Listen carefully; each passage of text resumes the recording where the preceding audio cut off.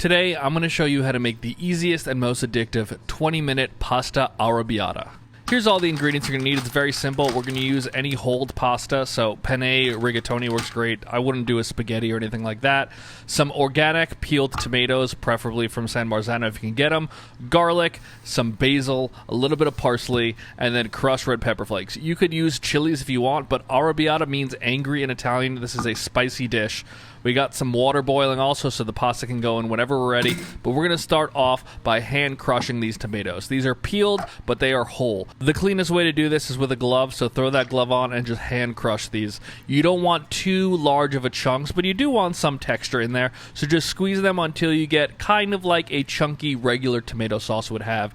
Maybe think like diced tomato pieces. That's what you're looking for. And now we're going to start to assemble the sauce. So we're going to put extra virgin olive oil into a sauté pan or a saucier pan, whatever you have, something that you could really assemble the whole sauce into. And then I'm going to throw in some parsley stems. The flavor of the parsley is really concentrated in those stems. So we're going to let that cook with the olive oil for a little bit. There you can see it's starting to bubble, which is great. And we're going to throw in some garlic.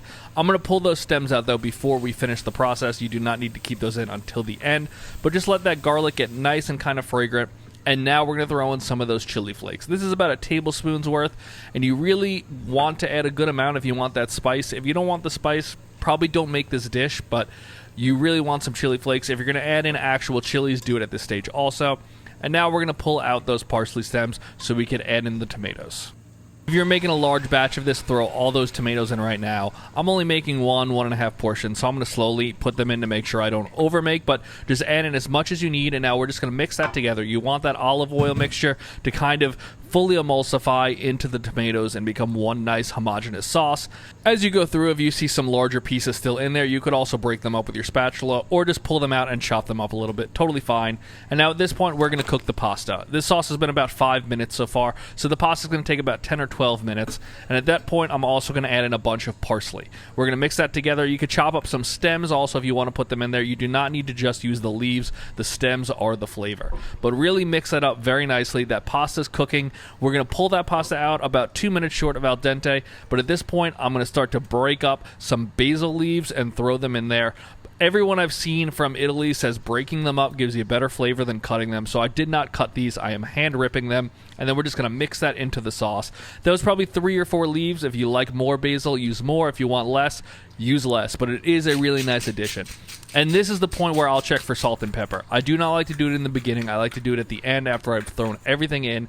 So put in your salt. Black pepper works really, really nicely in this sauce. And that is it. Once your pasta's 2 minutes short of al dente, throw it in. Don't worry about that pasta water. Include it. Pour a little extra in. And then just mix. Moving this around vigorously will really help that sauce come together. Air in a sauce like this really helps with emulsification, making it kind of shiny and luscious. So pour a little more pasta water in as you need. That'll really kind of help coat every noodle. The sauce is inherently thick, so that will thin it out, which will give it the perfect consistency.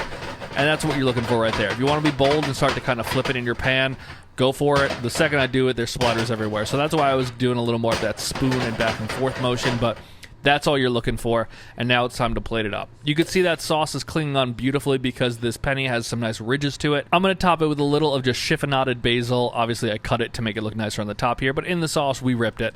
Put on a little more cheese. I'm going to put the rest of the basil I have just over that. And now we're going to top it with just a tiny little bit of extra virgin olive oil, and you're done. This sauce is easy. That was maybe 15 minutes. I'll say 20 minutes to give the benefit of the doubt here, but the most important thing is the taste, and it is beautiful. It is spicy, but it is also very delicate. It does not feel like a really heavy pasta dish, and this is just so perfect for 15 minutes when you have the time.